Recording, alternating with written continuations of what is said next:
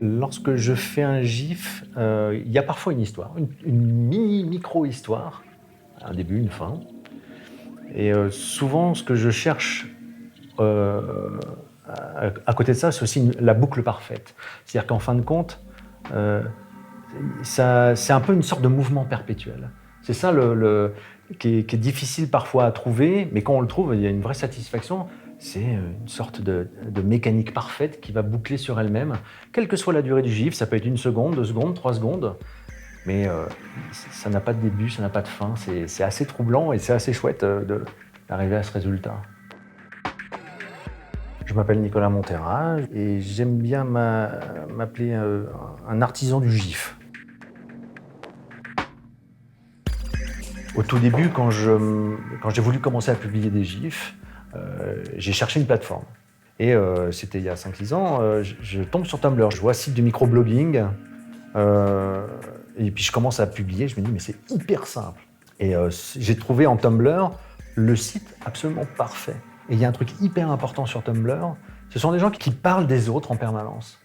Et il y a quelques personnes comme ça qui m'ont, parce qu'ils aimaient bien ce que je faisais, qui m'ont vraiment poussé d'un seul coup. Tu franchis un palier. Il y a ce principe-là que j'aime bien sur Tumblr.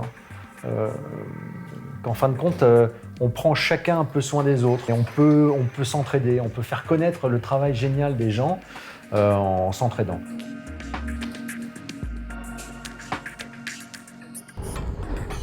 Très souvent, les éléments que j'apporte à ces photos, ce sont des éléments colorés. Dans mon quotidien, j'ai toujours avec moi soit mon téléphone portable qui me permet de prendre des photos et de filmer, soit mon petit appareil photo. Parfois, on tombe simplement sur un reflet, le soleil qui dans un verre, enfin dans une fenêtre que fait le soleil. Et d'un seul coup, ça prend vie avec un arbre qui bouge, je sais pas, et ça crée quelque chose. On ne sait pas encore ce qu'on va en faire, mais on le garde.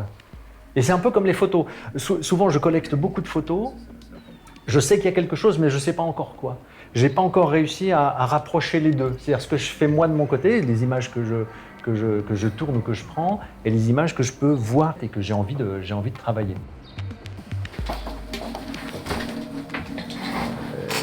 J'ai démarré un peu presque par hasard, en fin de compte, à bricoler comme ça des images. Je m'intéressais aux boucles, voilà, une espèce de forme parfaite finalement d'animation, de toutes petites animations et qui bouclent bien, qui racontent une histoire ou qui en racontent pas, mais qui bouclent bien. Et puis donc j'ai appris sur le tas finalement. C'était pas quelque chose qui était vraiment naturel. Puis les outils qu'on utilise, il faut quand même un minimum les maîtriser et ça prend du temps avant d'arriver au résultat, j'ai envie de dire, dont on est fier, voilà, qu'on a envie de montrer. Voilà. Ça a démarré comme ça, par des choses, on va dire, simples.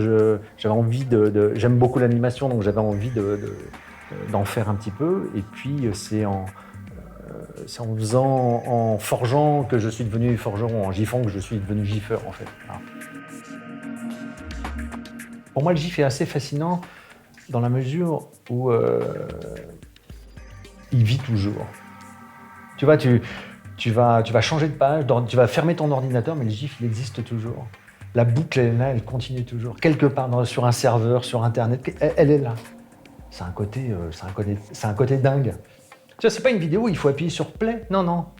Le GIF, il est là, il existe pour toujours. Il existe, il tourne, il tourne, il tourne, il tourne. Moi, je trouve ça absolument incroyable.